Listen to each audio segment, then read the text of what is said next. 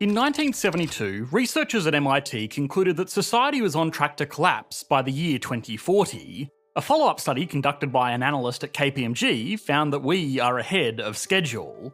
Advanced human civilizations have existed for, at best, 10,000 years. In that time, many great empires rose from nothing and returned to nothing, leaving behind little more than artifacts and crumbling architecture.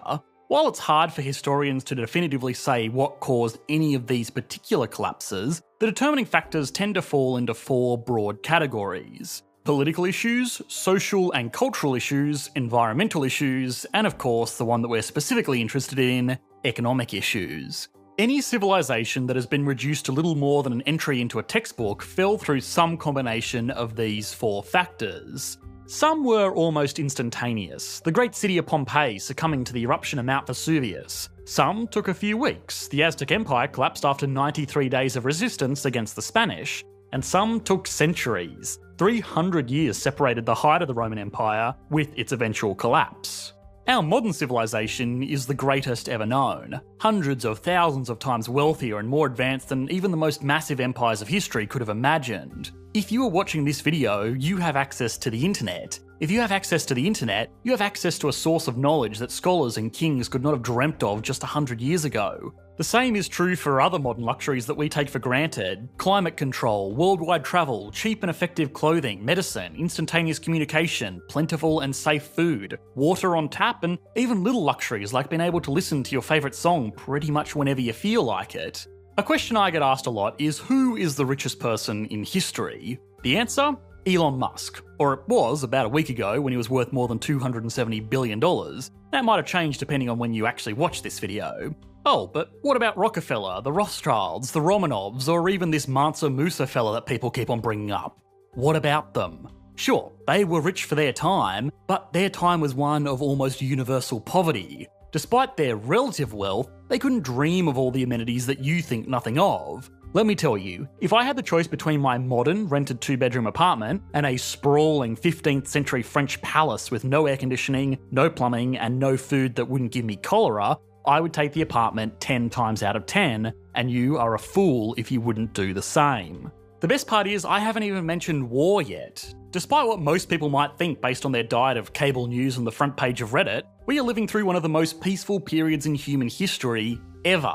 Overwhelmingly, this has all been thanks to a combination of technology, education, and global cooperation.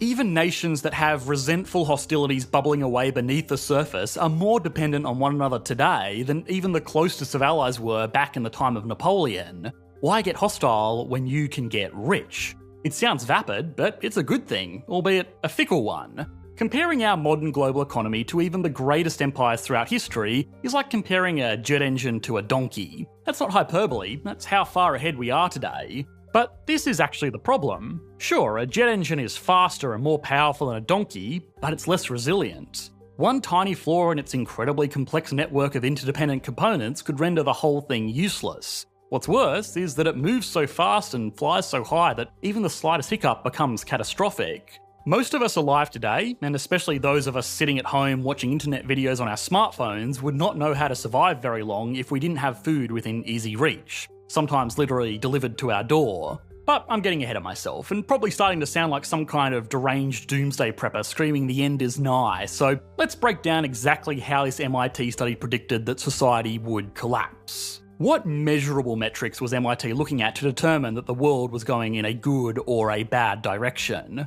What did these metrics tell us about the way our society would supposedly break down? And finally, is the fact that this report is ahead of schedule actually something to be worried about? Or is this all just the case of too much weight being given to statistical correlations? This video is brought to you by Skillshare. Thanks to Skillshare, you can learn new skills like drawing, cooking, and even how not to suck at speaking Australian, a 12-minute course that I created to help you decipher the Aussie lexicon. Here's a quick preview. Why does this Australian tribe assign so many nicknames to common nouns, words like brekkie, chewy, and stubby? If all of this sounds intimidating, don't worry. Together, we will decipher the Australian lexicon once and for all. Be one of the first 1,000 viewers to sign up with the link in the description box below to get a 1-month free trial of Skillshare Premium. After signing up, you'll gain instant and unlimited access to my course, as well as thousands of other awesome courses. Again, the link is in the video description below. Okay, so the MIT study specifically titled The Limits to Growth set out to primarily explore if our current usage of the world's resources was sustainable. Spoiler alert, it wasn't. The study was actually one of the first economic studies ever to use computers sporting dynamic systematic models. I am not a computer scientist, so there are plenty of people who could explain what system dynamics are far better than I could, but in brief, it's basically a piece of software that attempts to replicate the workings of complex real-life systems by replicating them in the software. It sounds very familiar to us today, but remember, this was taking place back in the 60s and the 70s, where computers looked like this and had about as much processing power as your kettle. Despite these limitations, the MIT team eventually created World 3, which was a computer model for the entire global economy. This piece of software modelled everything from variable population growth to industrial capacity. It also crucially modelled how everything would interact with one another. For example, a large population is naturally going to require more resources, more food, more water, more homes, more of everything. But a larger population will also naturally lead to more innovation. We have a much better chance of finding a Tesla, Da Vinci, Haber, Bosch or Whittle with a population of 8 billion than we do with a population of 2 billion, which is where the world was 100 years ago. It's a common joke amongst macroeconomists that every change you make to the economy changes at least 3 other things. Sometimes we pave over this issue by assuming ceteris paribus, or all other things being equal in our models. This economic assumption is great for looking at cause-effect in isolation. For example, a soda tax increases the price of, and therefore reduces the demand for, sugary beverages, all other things being equal. But this is the real world. Nothing ever remains the same just because it's easier to model that way. Predicting the future is extremely hard at the best of times and almost impossible if you don't account for almost every variable. And that's what World 3 attempted to do. The World 3 program had systems for modelling everything from birth rates to farming technology. The idea was that all of these variables were very important to maintaining the modern lifestyles that we enjoy today, but because they interact with one another, they were prone to feedback loops. The idea of a feedback loop actually comes from musical performances. If you have ever held a microphone up to a loudspeaker, you will know the horrible high-pitched sound that comes out of it. That's because the microphone is hearing a loud noise, it is then telling the speaker to amplify and play that loud noise even louder, only for that new loud noise to be picked up by the microphone all over again. The same kind of effect can happen in economies. For example, declining birth rates can lead to an ageing population. An ageing population will put more financial pressure on younger workers to care for the elderly, either directly by caring for them at home or indirectly through taxes to fund pension schemes and aged care. This financial pressure will mean younger workers have less time and less agreeable conditions to make a family of their own, and you are left with further declining birth rates. This is actually a very important example as it pertains to the MIT study. You see, while the study accounted for hundreds of variables in its computer-generated model of the global economy, it was actually only interested in tracking 5 of them. These were population, industrial output, food production, available resources, and pollution. It's worth remembering that this report was published in 1972, before climate change was more than a blip on the scientific community's radar and certainly far from being the widely recognised issue it is today. Chances are, if the paper was replicated today, it would also include average global temperatures, but it wasn't, so it didn't. Now, despite that, you should be able to see that all of these individual factors are very important to how we live and work in the world today. But perhaps what is more important is, again, how they end up interacting with one another. Let's go back to the economist's safe space for a second and assume that all other things are equal outside of food and population. Now, these variables are obviously dependent on one another. If one moves, the other will too, all other things being equal.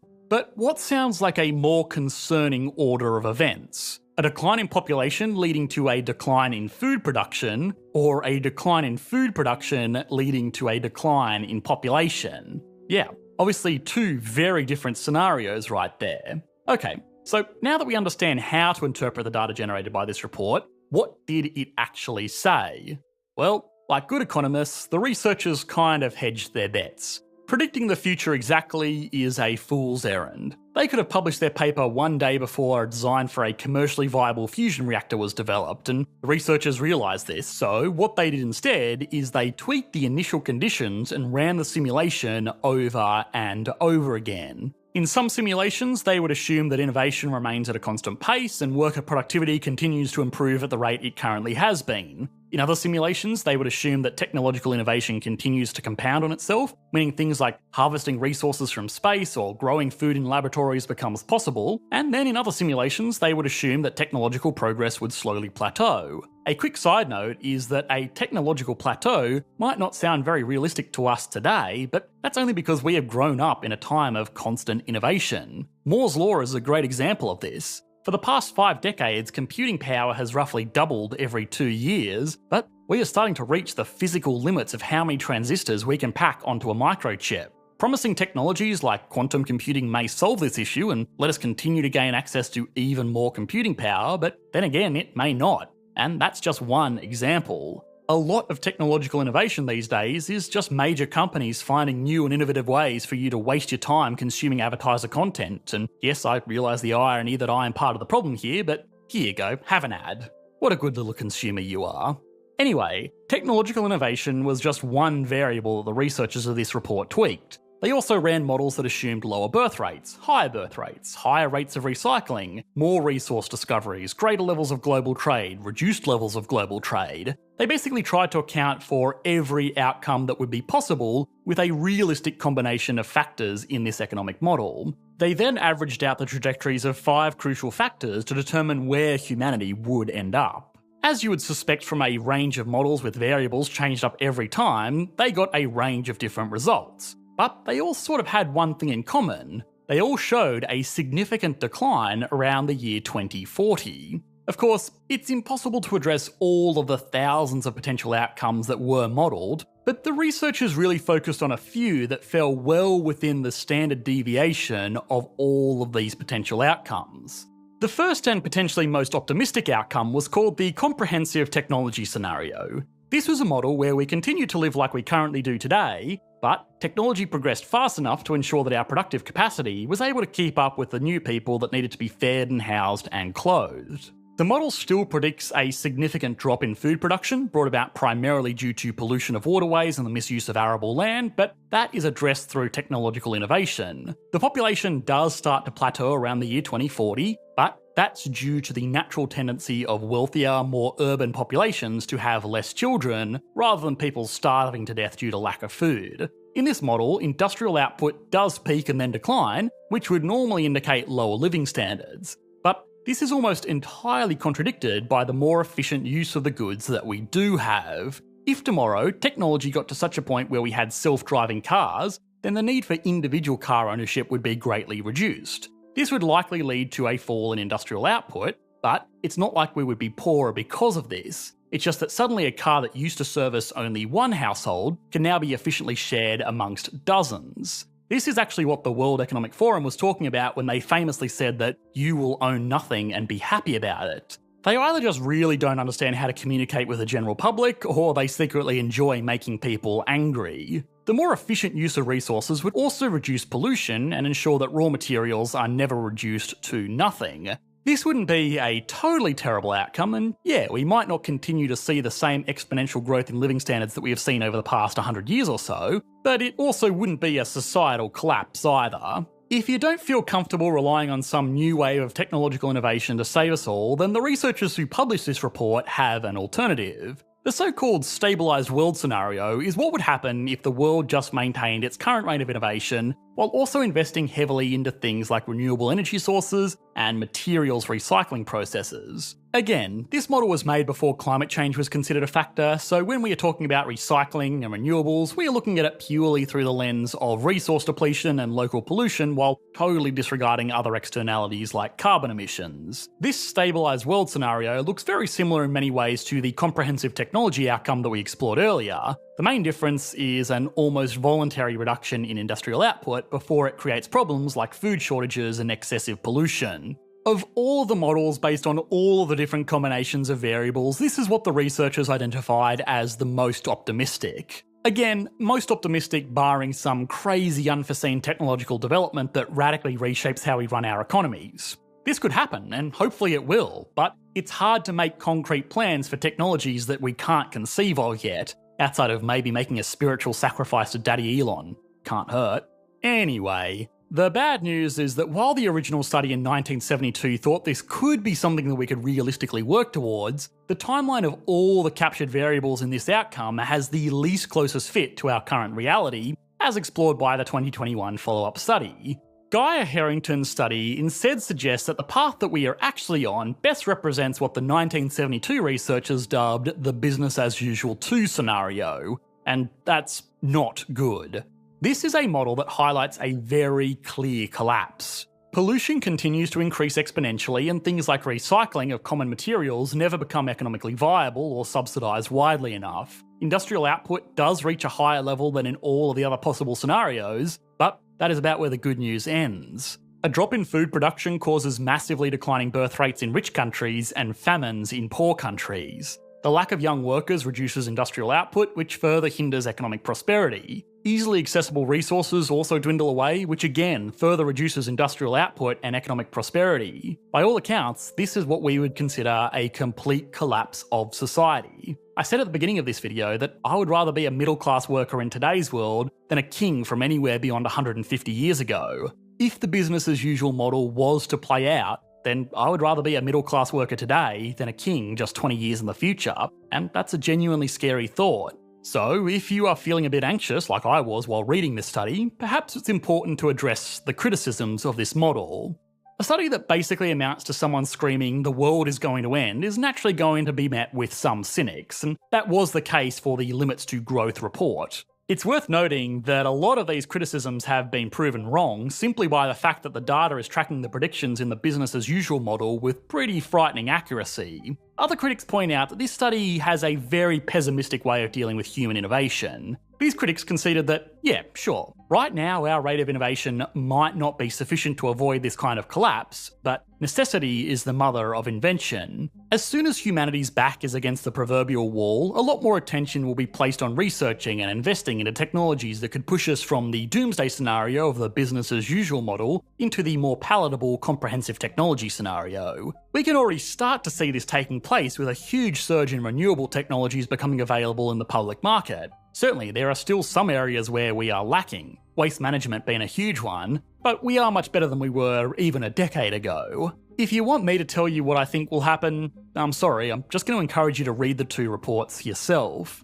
I generally want to be optimistic about the future, but I also realise that my opinion does not carry nearly as much weight as research published by a collection of 17 of the world's top economists and scientists. Research that has been vindicated by another very talented individual. Best case scenario, this was all massively overblown and we could use this as an excuse to learn about the limits of creating systematic